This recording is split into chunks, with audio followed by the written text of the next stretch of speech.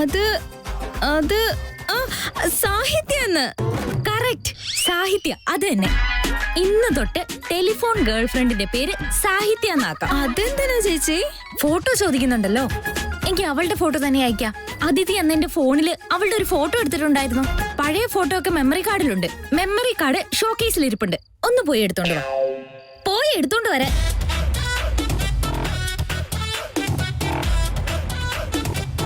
അല്ലോടോ സുമേഷേ, താൻ ഒരു മെസ്സേജിനും അവർക്ക് റിപ്ലൈ കൊടുത്തില്ലെങ്കിൽ അവൾ പിന്നെ എങ്ങനെ മെസ്സേജ് അയക്കുക?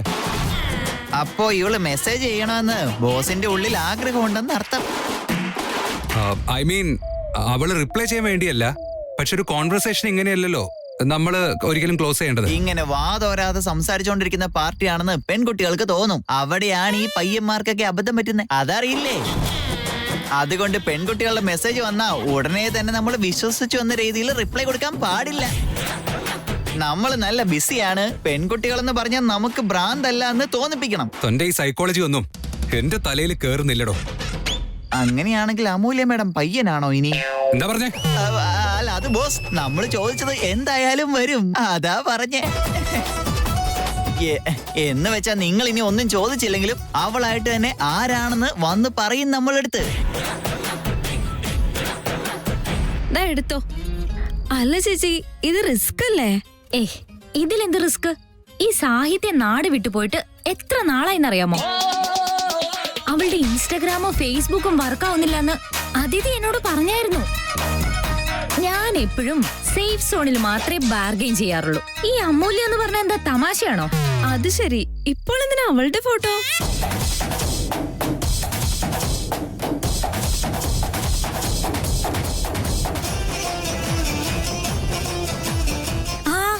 കിട്ടി, നോക്ക്. ഫോട്ടോ അയക്കാൻ പറഞ്ഞിട്ടില്ലായിരുന്നോ? ഇതെങ്ങാനും അയച്ചാ കാണാൻ നല്ല സൂപ്പർ ആയോണ്ട് ആ കുറുക്കൻ എന്തായാലും കുഴിയിൽ വീഴും.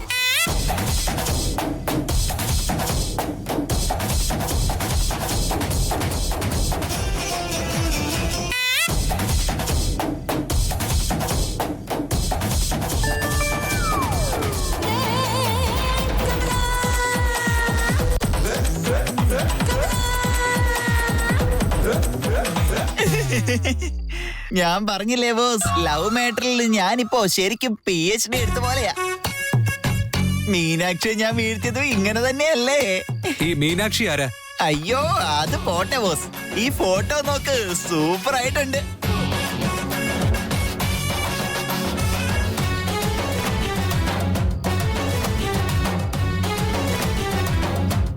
ഇതെന്തോന്നാടോ?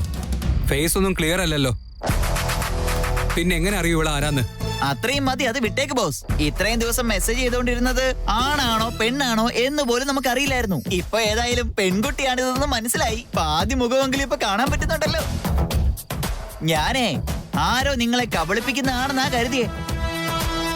പക്ഷേ ഇപ്പൊ എനിക്ക് മനസ്സിലായി ബോസ്, ഇത് റിയൽ ലവ് ആണെന്ന്. നോക്ക് നോക്ക്, മോഡലിനെ പോലെയുണ്ട് ബോസ്. ഈ പെൺകുട്ടി നിങ്ങളെ ശരിക്കും ഇഷ്ടപ്പെടുന്നുണ്ട് ബോസ്.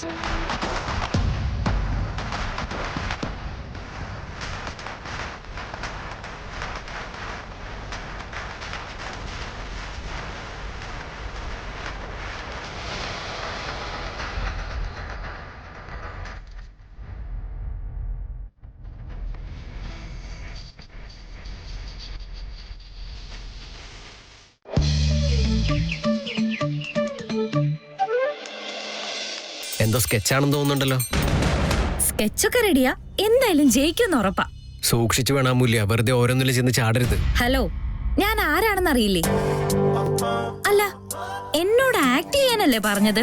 ഇനി നോക്കിക്കോ ഞാൻ എങ്ങനെ ആക്ട് ചെയ്യാൻ പോകുന്നേന്ന്. നീ വെറുതെ ഓരോ പ്രോബ്ലത്തിൽ ചെന്ന് ചാടരുത് അമൂല്യ. നീ കൊച്ചുകുട്ടിയൊന്നും അല്ല. അവൻ എന്നോട് ആക്ട് ചെയ്യാൻ പറഞ്ഞാൽ ഞാൻ എന്താ വെറുതെ ഇരിക്കണോ? അങ്ങനെയല്ല ഞാൻ പറഞ്ഞത്. നീ ആക്ടിംഗ് ഒക്കെ ചെയ്തോ, പക്ഷെ അത് ശരിയായ രീതിയിൽ വേണം. പ്രശ്നങ്ങൾ വലുതാക്കരുത് അമൂല്യ. എന്തു പറഞ്ഞാലും വേദം നിന്റെ ബോസാ, ആ റെസ്പെക്ട് എപ്പോഴും വേണം. ഓഹോ, നിങ്ങൾ എപ്പോഴാ ചേട്ടാ അവന്റെ പാർട്ടി ചേർന്നേ? അവന്റെ സൈഡ് പിടിച്ച് എന്നോട് സംസാരിക്കണ്ട. അവന്റെ ഹൃദയം ഉറപ്പായിട്ടും കല്ല, അതാദ്യം പറഞ്ഞേക്കാം.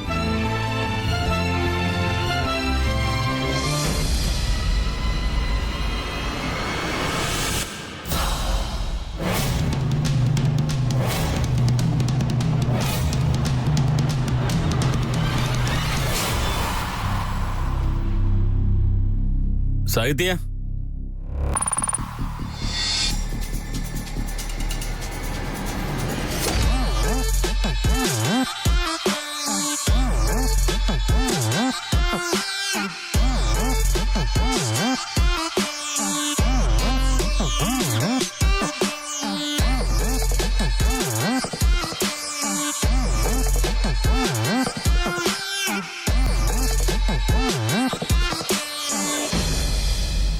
ദൈവമേ, എന്നെ എങ്ങനെങ്കിലും ഇന്റേണൽസിനൊന്ന് പാസ്സാക്കണേ. ആരതി ചേച്ചി നിനക്ക് എന്തൊക്കെ പൂജയാണോ ചെയ്യുന്നത് അതൊക്കെ ഞാനും ചെയ്തോളാം. ഈ വീട്ടിലെ ആ മുതുക്കി കാരണം എനിക്ക് ഒന്നും പഠിക്കാൻ പറ്റിയിട്ടില്ല. ഇനി വരുന്ന സെമസ്റ്ററിലൊക്കെ എന്ത് ചെയ്തിട്ടാണെങ്കിലും ഞാൻ നന്നായി തന്നെ പഠിച്ചോളാം.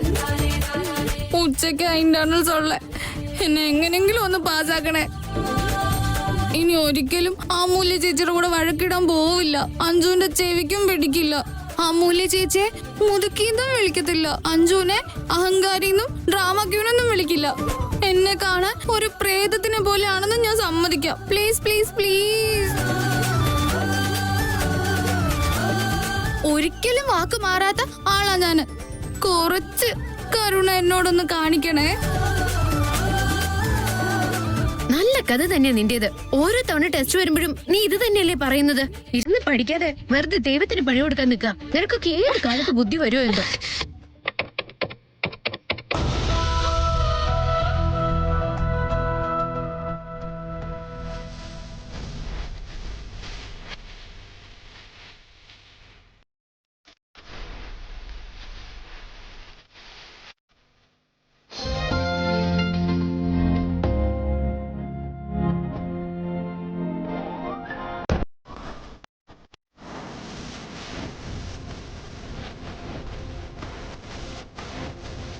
അതിഥി, ആരതി അതിഥി. ആരതി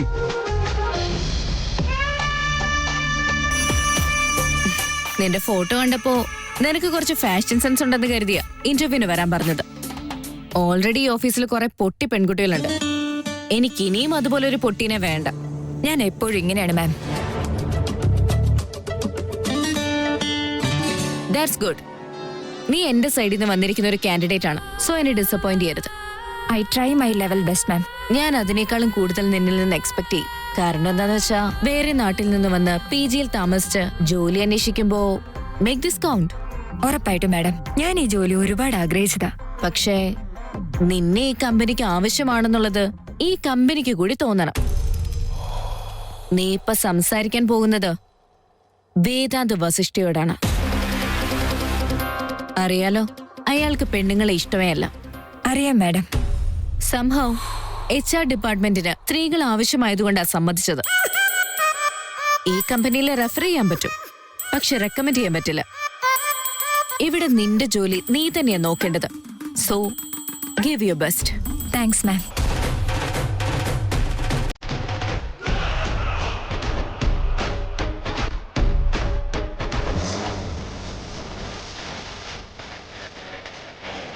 സാഹിത്യ,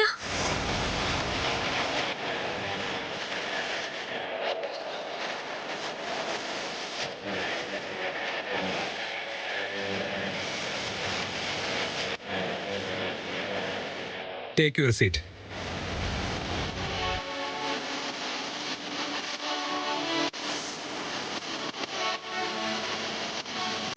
ഹലോ, നീ എവിടെ പോവാ? അയ്യോ, ഇപ്പൊ തർക്കിക്കാൻ സമയമില്ല ശാരികെ. അവൾ ആരാണെന്ന് എനിക്ക് നന്നായിട്ട് അറിയാം. അവളെ ഇപ്പൊ അകത്തേക്ക് വിട്ടാ അതൊക്കെ ആകെ പ്രശ്നമാവാനാ പോകുന്നേ.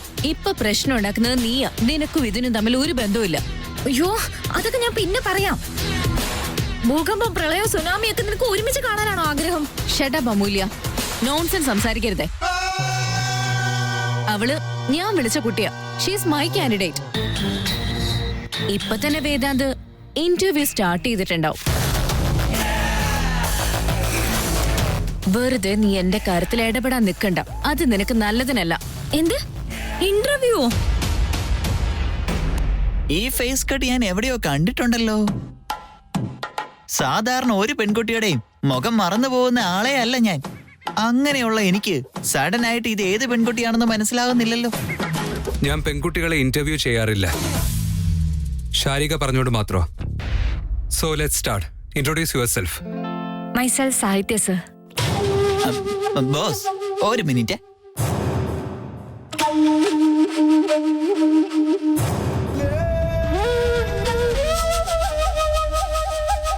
എടോ സുമേഷേ, ഇന്റർവ്യൂ ചെയ്യുന്നത് താൻ കണ്ടില്ലേ? ഇടയ്ക്ക് കയറി സംസാരിച്ച ആ ഫ്ലോ കട്ടാവില്ലേ? ഇറങ്ങി പോടോ. ബോസ് എനിക്ക് തോന്നുന്നത് ഇങ്ങനെ പോയാൽ നിങ്ങളുടെ ഫ്ലോ കട്ടാകുമെന്നാ. ഇത് നോക്കിയേ ബോസ്, ഇവിടെ നോക്ക്.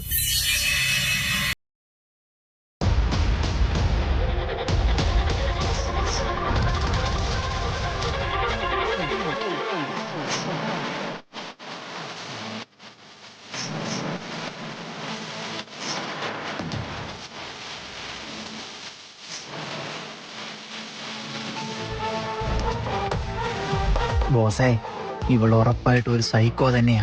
ലവ് ആണെന്ന് പറഞ്ഞ് ആദ്യം മെസ്സേജ് അയച്ചു, എന്നിട്ടിപ്പോ ഇന്റർവ്യൂ എന്ന് പറഞ്ഞ് ഇവിടെ വന്നിരിക്കുന്നു. രണ്ടും കൽപ്പിച്ചാണല്ലോ ഇവള്.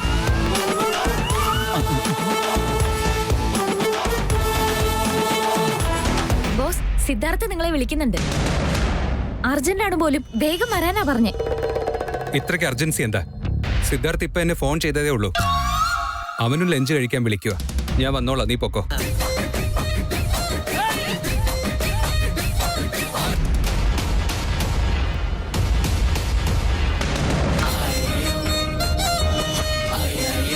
അയ്യോ ദൈവമേ, ഞാൻ കുഴിച്ച കുഴിയില് ഞാൻ തന്നെ വീണ പോലെ ആയല്ലോ ദൈവമേ.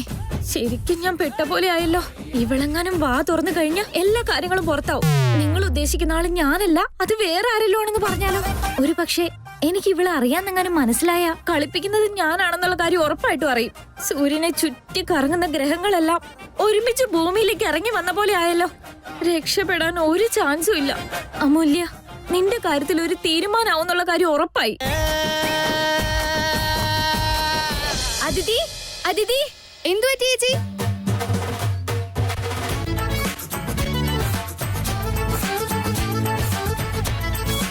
ആർതി ഡാർലിംഗ്, ഈ ഡ്രസ്സ് നീ കഴിഞ്ഞ ദിവസം ഗാന്ധി ബസാറിന്ന് മേടിച്ചു തന്നു. കണ്ടില്ലേ പളപളാന്നിങ്ങനെ കിടന്ന് തിളങ്ങുന്നത്? എങ്ങനെയുണ്ട് എന്റെ ഔട്ട്ഫിറ്റ്?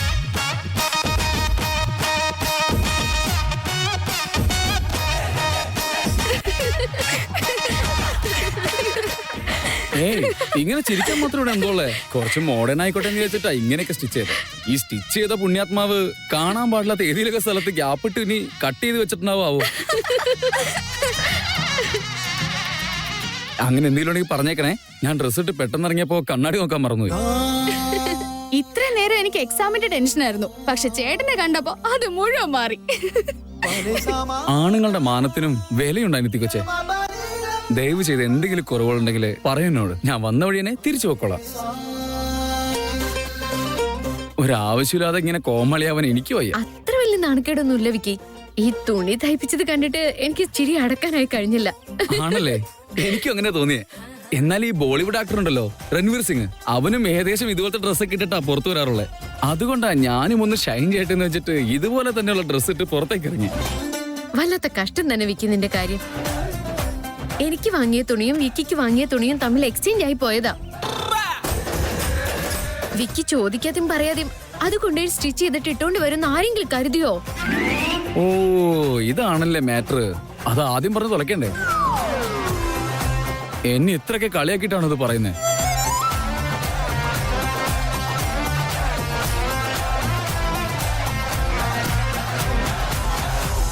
നിനക്ക് ഇത്ര ധൈര്യോ? എന്റെ അടുത്ത് തന്നെ ഇന്റർവ്യൂവിന് വന്നോ? നിനക്കൊന്നും അറിയില്ല അല്ലേ? എന്റെ മുന്നിൽ കിടന്ന് അഭിനയിക്കണ്ട. ചെയ്യേണ്ടതെല്ലാം ചെയ്തു വെച്ചിട്ട്. ബോസ്, അവരെ വെറുതെ പ്രലോഭിപ്പിക്കല്ലേ ബോസേ. അവരുടെ കയ്യിൽ ചിലപ്പോ ഗണ്ണുണ്ടായിരിക്കും. ബോസിന്റെ കൂടെ ഞാനും ഇവിടെ ഉള്ളത് കൊണ്ട് എന്നെയും അതുകൊണ്ട് വെടിവെച്ചാ അങ്ങനെ ഞാൻ ചത്ത അത് വളരെ മോശമല്ലേ ബോസേ? സർ, നിങ്ങൾ ഈ പറയുന്നതൊന്നും എനിക്ക് മനസ്സിലാവുന്നില്ല. ഒന്ന് തുറന്നു പറയൂ സർ. ശരിക്കും ഞാൻ ഒരു തെറ്റും ചെയ്തിട്ടില്ല സർ. സോറി ബോസ്, ഇവര് കൊണ്ടുവന്ന ഡോക്യുമെന്റ്സിൽ എന്തൊക്കെയോ പ്രശ്നങ്ങളുണ്ട്. അതുകൊണ്ട് ശാരികമേടെ ഇവര് വിളിക്കുന്നുണ്ട്. Damn it. ഇവളെ വിളിച്ചോണ്ട് പോക്കോ. വരൂ സാഹിത്യ.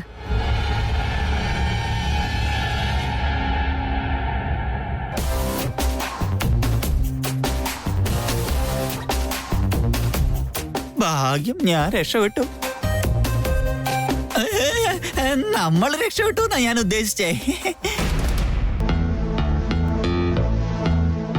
അമൂല്യ എന്താ നിനക്ക് പറ്റിയേ? എന്താ പ്രശ്നം? എന്റെ ഡോക്യുമെന്റ്സിൽ എന്താ പ്രശ്നമുള്ളത്? വാട്ട്സ് ഹാപ്പനിങ് ഹിയർ അമൂല്യ? സാഹിത്യ, വലിയൊരു തെറ്റ് സംഭവിച്ചു.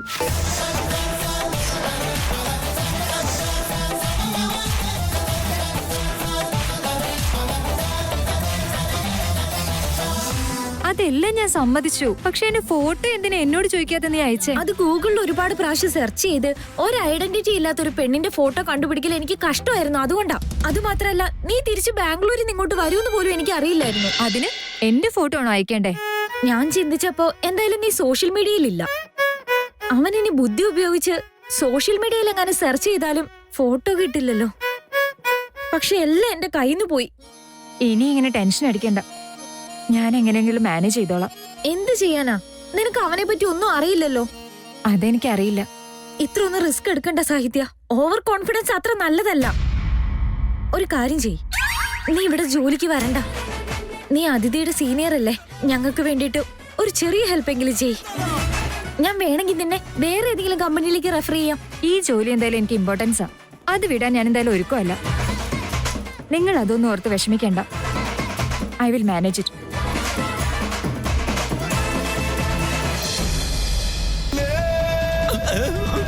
വീണ്ടും എന്തിനാ കുട്ടി ഇങ്ങോട്ടേക്ക് വന്നേ? ദയവേത് ഇവിടെ നിന്ന് പോ.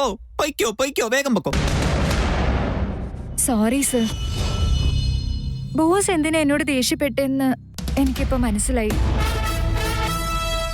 ശരിക്കും അതൊന്നും ഞാൻ മനഃപൂർവ്വം ചെയ്തതല്ല. എന്നോട് ക്ഷമിക്കൂ സർ, പ്ലീസ്. വാട്ട്? നിനക്ക് ജോലി വേണോ? ഇതെന്താ കുട്ടിക്കളിയാണോ? എന്നെ ഇത്രയും നാളും ഫോൺ വിളിച്ച് കളിപ്പിച്ചിട്ട് ഇപ്പൊ എന്നോട് തന്നെ ജോലി ചോദിക്കുന്നോ? നിന്നെയൊക്കെ പോലീസിൽ ഏൽപ്പിക്കാ വേണ്ടേ? ദയവേത് ഇവിടെ നിന്ന് ഒന്ന് പോകൂ മാഡം. ഞങ്ങളുടെ ബോസ് അങ്ങനെ ഒന്നും ചെയ്യില്ല. ഒരുപക്ഷെ നിങ്ങൾ ഇവിടെ നിന്ന് ഞങ്ങളുടെ ബോസിനെ ടെൻഷൻ പിടിപ്പിച്ചാ ചിലപ്പോ കംപ്ലൈന്റ് കൊടുത്തേക്കാം. ഞങ്ങളുടെ ബോസ് ആളൊരു സ്ട്രിക്റ്റാ. Please calm down. ദയവേത് ഞാൻ പറയുന്നൊന്ന് കേക്ക്. ഇത്രയൊക്കെ പറഞ്ഞിട്ടും ഇനി ഞാൻ അറിയാത്ത വേറെ സത്യം ഉണ്ടെന്നോ? നോക്ക്, നിന്റെ കള്ളക്കണ്ണീരൊന്നും വേണ്ട. മര്യാദയ്ക്ക് വിടുന്ന സ്ഥലം വിടാൻ നോക്ക്. വീണ്ടും എന്തോ കഥയുണ്ടാക്കിക്കൊണ്ട് വരുമോ? ഇത്രയും ദേഷ്യത്തിന്റെ ആവശ്യമില്ല സർ. ദയവേത് ഞാൻ പറയുന്നൊന്ന് കേക്ക് സർ. പറയാമെന്ന് എന്താന്ന് വെച്ചാ പറഞ്ഞിട്ട് വേഗം പൊക്കോ. ഞാൻ ചാറ്റ് ചെയ്തതും സാറിന് ലവ് എന്ന് പറഞ്ഞ മെസ്സേജ് അയച്ചതും എല്ലാം കള്ളോ? ഏയ് അല്ല, എല്ലാ മെസ്സേജും ഞാനും വായിച്ചതാ. ഇവള് പറയുന്നത് സത്യമല്ല ബോസേ. അങ്ങനെയല്ല, മെസ്സേജിൽ ലവ് എന്ന് അയച്ചതൊന്നും സത്യമല്ല. ഞാൻ തമാശക്ക് അങ്ങനെ പറഞ്ഞതെന്നാ ഉദ്ദേശിച്ചത്. അതൊക്കെ നിനക്ക് തമാശയാണോ? Sorry sir. പക്ഷെ എനിക്ക് നിങ്ങളെ പോലെ ലവിലൊന്നും ഒരു ഇൻട്രസ്റ്റും ഇല്ല. നല്ലതുപോലെ കഷ്ടപ്പെടണം, സമ്പാദിക്കണം, പേരുണ്ടാക്കണം, ഒരു പെണ്ണായി നല്ല രീതിയിലൊക്കെ ജീവിക്കണമെന്ന് എന്റെ ആഗ്രഹം. ഇത്രയും സ്വപ്നമുള്ള ആളാണെങ്കിൽ അതിനാണ് കോൺസെൻട്രേഷൻ കൊടുക്കേണ്ടത്, അല്ലാതെ ഇങ്ങനെയല്ല പെരുമാറുക. ഇങ്ങനെ പെരുമാറിയതിലും ഒരു കാരണമുണ്ട് സർ. ഡയറക്റ്റായി നിങ്ങളോട് ജോലി എന്ന് പറഞ്ഞ നിങ്ങൾക്ക് സ്ത്രീകളെ തീരെ ഇഷ്ടമല്ലാത്തതുകൊണ്ട് നിങ്ങൾ എന്നെ റിജക്ട് ചെയ്യുമെന്ന് പേടിച്ചു. ഇങ്ങനെയൊക്കെ ചെയ്താൽ നിനക്ക് ജോലി കിട്ടുമെന്ന് നീ വിചാരിച്ചോ? ഉറപ്പായിട്ടും കിട്ടില്ല സർ. ഇതൊരു ട്രൈ ആയിരുന്നു. ഏതെങ്കിലും രീതിയിൽ സാറിന് എന്നോട് ഒരു സോഫ്റ്റ് കോർണർ വന്ന ആ വഴി സാറിനോട് ജോലി ചോദിക്കാന്നായിരുന്നു എന്റെ ഉദ്ദേശം. എന്റെ ലക്ഷ്യം നല്ലതായിരുന്നു. ഞാൻ തിരഞ്ഞെടുത്ത വഴി ഒട്ടും ശരിയായിരുന്നില്ല. ഒരുപാട് ലേറ്റ് ആയിട്ടാ റിയലൈസ് ആയത് സർ.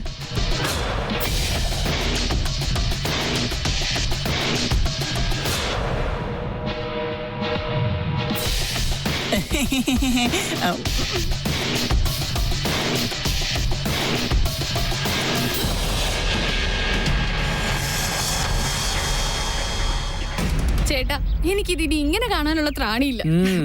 എന്റെ വിക്കി, എത്ര നേരം വെച്ച നീ ഇങ്ങനെ ഇരിക്കാൻ പോകുന്നേ? വന്നതുപോലെ തിരിച്ചു പോയപ്പോ എന്ത് സംഭവിക്കാനാ? എന്തോ ഡിഫറെന്റ് ആയിട്ടുള്ള ഒരു കോസ്റ്റ്യൂം ആണെന്ന് എല്ലാവരും കാണിക്കാൻ വേണ്ടിട്ടാ ഞാൻ ഇത്രയും ദൂരം ഓടി വന്നേ. എന്നാ നിങ്ങളുടെ റിയാക്ഷൻ കണ്ടപ്പോ എനിക്ക് മനസ്സിലായി ഇത് ഡിഫറെന്റ് അല്ല, ഡിസാസ്റ്റർ ആണെന്ന്.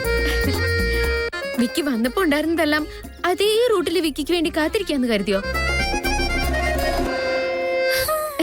അങ്ങനെ ഒന്നും സംഭവിക്കില്ല. എനിക്കും അതാ ബെറ്റർ എന്നാ തോന്നുന്നേ ചേട്ടാ. ഈ നാട്ടുകാർക്കൊക്കെ ടെൻഷൻ ഒരുപാട് കൂടുതലാ. മറ്റുള്ളവരെ ശ്രദ്ധിക്കാനുള്ള സമയം ആർക്കും ഉണ്ടാവില്ല. ഈ കാലത്ത് ആരെങ്ങനെ ഡ്രസ് ചെയ്താലും കുഴപ്പമില്ല. ചോദിക്കാനും ഇല്ല, പറയാനും ഇല്ല. അല്ല, പെണ്ണിന്റെ തുണി കൊണ്ട് സ്വന്തമായി ഡ്രസ്സ് കഴിപ്പിച്ച ആ മഹാവ്യക്തി അത് ഞാനാണെന്ന് ആരെങ്കിലും അറിഞ്ഞു കഴിഞ്ഞാൽ അവര് ചിരിക്കൂലേ? അതോർത്തിട്ടാ. അങ്ങനെ ഡീപ്പായിട്ട് ആലോചിക്കുമെന്നാ ഡൗട്ട്. ചിലപ്പോ അതിനേക്കാളും കുറച്ചായിരിക്കും ചിന്തിക്കുന്നത്. അനിയത്തി കൊച്ചേ, കിട്ടിയ അവസരം ഒരു തരി പോലും വിടാതെ മുതലാക്കുന്നുണ്ടല്ലോ നീ. ചേച്ചേ, അങ്ങനൊന്നുമില്ല ഏട്ടാ. പബ്ലിക്കിൽ ഇങ്ങനെ ഇറങ്ങി നടക്കുമ്പോ എങ്ങനെയായിരിക്കും റിയാക്ഷൻ എന്ന് ആലോചിക്കുമ്പോഴാ. അതിഥി ഒന്ന് മിണ്ടായിരുന്നേ. അവള് പറയട്ടേന്ന്, പറ്റിയൊരവസരം അവൾക്ക് കിട്ടിയിരിക്കല്ലേ. ചെയ്യേണ്ടതൊക്കെ ചെയ്തു വെച്ചിട്ട് ഇപ്പൊ ഇനി എന്താ ചെയ്യാന്ന് ആലോചിച്ചോണ്ടിരിക്കുക. എന്റെ വിക്കി ഇത്രയും വലിയൊരു പൊട്ടനാണെന്ന് ഞാൻ കരുതിയതേ ഇല്ല.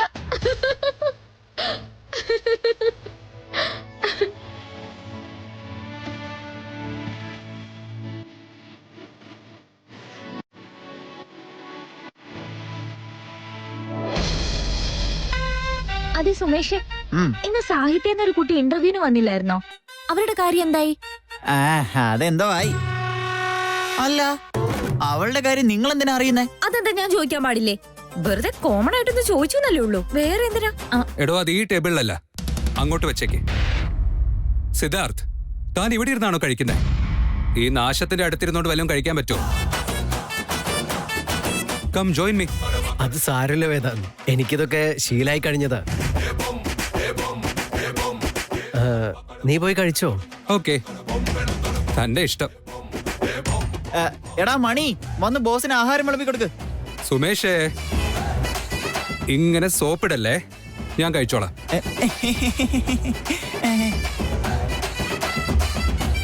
അവന് അഹങ്കാരം കുറച്ച് കൂടുതലാ. അവന്റെ ശരീരം മുഴുവൻ കൊളസ്ട്രോൾ ആണെന്നാ തോന്നുന്നേ. ഈ സ്വഭാവം ഇങ്ങനെ അങ്ങ് പോയാ BP വന്ന് ചത്തുപോവുള്ളൂ, അല്ലാതെന്താ? പറഞ്ഞതുപോലെ നിങ്ങൾ എന്തിനാ ഈ റേഞ്ചിൽ ദേഷ്യപ്പെടുന്നേ? അല്ല, അവൻ പറയുന്ന ഒക്കെ നമ്മൾ കേൾക്കുന്നല്ലേ. നമ്മുടെ കൂടെ ഇരുന്ന് ഫുഡ് കഴിച്ചാൽ അവൻ എന്താ കുഴപ്പം? എന്താ വയറ് നിറഞ്ഞ് ഗ്യാസ് കയറുവോ? അപ്പോ ഈ ഗ്യാപ്പില് മുത്തശ്ശി വന്നിരുന്നെങ്കിൽ നന്നായിരുന്നു എന്നാണോ പറഞ്ഞേ? അങ്ങനെയായിരുന്നെങ്കിൽ ഇനി ഇവിടെ എന്ത് നടക്കുന്നു കാണായിരുന്നു. നമ്മുടെ മുമ്പിൽ വലിയ പുലിയായിട്ട് പോസ് ചെയ്യുന്ന ആള് മുത്തശ്ശിയുടെ മുമ്പിൽ ഏലിയാവുന്നത് കാണാൻ നല്ല രസായേനെ. അല്ല, ആരെങ്കിലും ഗേൾ ഫ്രണ്ട്സിനോട് ഇങ്ങനെയൊക്കെ പെരുമാറുമോ?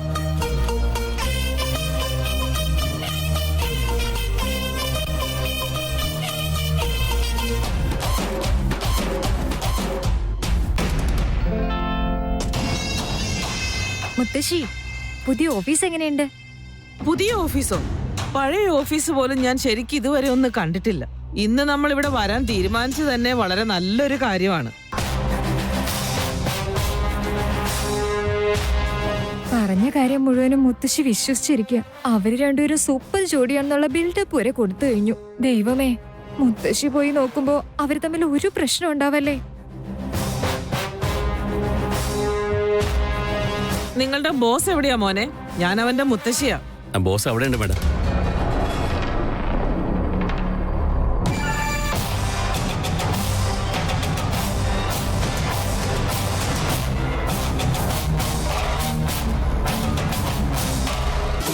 ആദ്യ, നീ ഒന്ന് നോക്കിക്കേ നിന്റെ ചേട്ടനെ.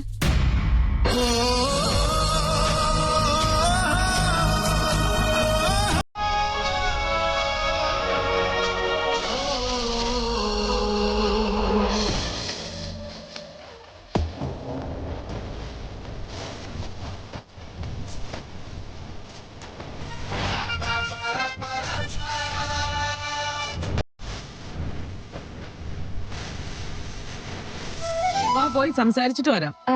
അവർക്കതൊരു ഡിസ്റ്റർബ് ആയാലോ? അങ്ങനെയൊന്നുമില്ല, ബാ.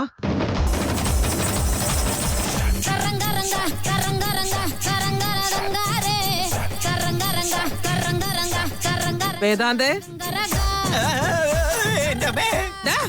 എന്തിനാടാ ഇങ്ങനെ ഒച്ച വെക്കുന്നേ? എന്നെ കണ്ട പ്രയത്നെ പോലെ തോന്നുന്നുണ്ടോ നിനക്ക്? മര്യാദയ്ക്ക് താഴെ ഇറങ്ങിയിരിക്കടാ. ശരിയാണോ? ഇരിക്കടാ. ബോസ്, നിങ്ങൾ ശരിക്കും ഒരു ജെയിംസ് ബോണ്ടിനെ പോലെയാ. ഒന്ന് മിണ്ടോതിരിക്കടോ.